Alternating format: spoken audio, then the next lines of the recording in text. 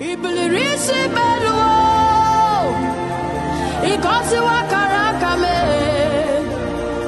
inyawa ndi masibu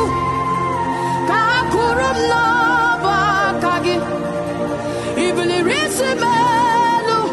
esebu bikosi wakaraka inyawa ndi masibu ka kurum no bakagi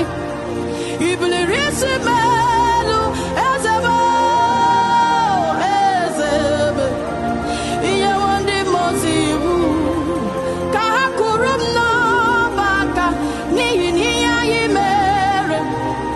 ọnụ mapụghị kọcha ya ekpere anyị zara